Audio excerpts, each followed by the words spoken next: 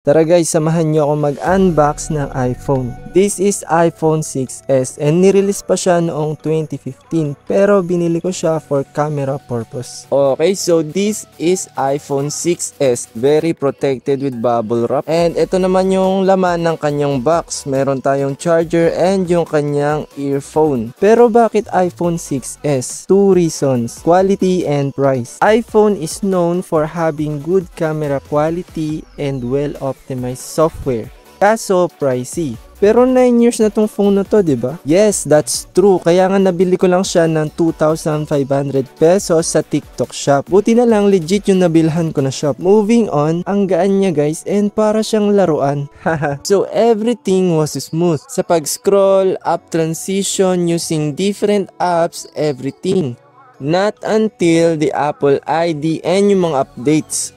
First time ko gumamit ng iPhone, anong alam ko dito? So, nagpatulong pa nga ako sa isang iPhone user for Apple ID. And one more thing, di ko sure pero meron siyang specific time for updating. At saka ka lang makaka-download ng mga social media apps and any apps. This is very stressful man. Or maybe, ignorant lang ako kasi baguhan lang ako sa iPhone.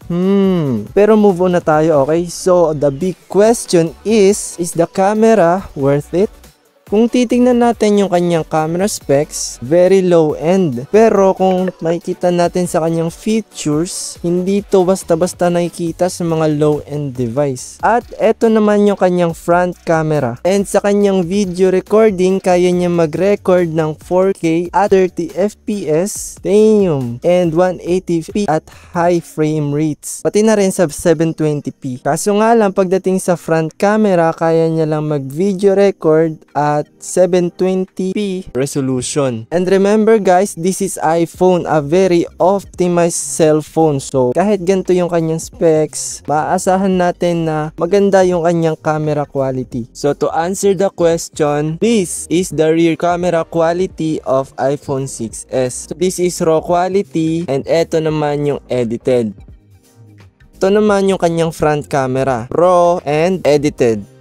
So what do you think? Comment kayo guys kung sa tingin nyo is worth it or hindi na. Pero para sa akin, pwede na since considering yung kanyang price na 2,500 lang ay nadadaan naman sa edit, diba? Kasi yung mga price ng mga quality cameras ngayon are around 10,000 pesos na, like yung mga GoPro variant. So that's for the camera quality. Well, the videos and photos are decent naman, but what about gaming? With 2 GB of RAM, 16 GB of storage, dual core, 1800 mAh battery at medyo outdated na OS, using this for gaming is very challenging. Pero napansin ko yung kanyang CPU speed, meron siyang 1.8 GHz clock speed, and researching about this processor na Apple A9, well, technically, kaya niya i-run si Mobile Legends but the frame drops will be massive. But you know what else is massive?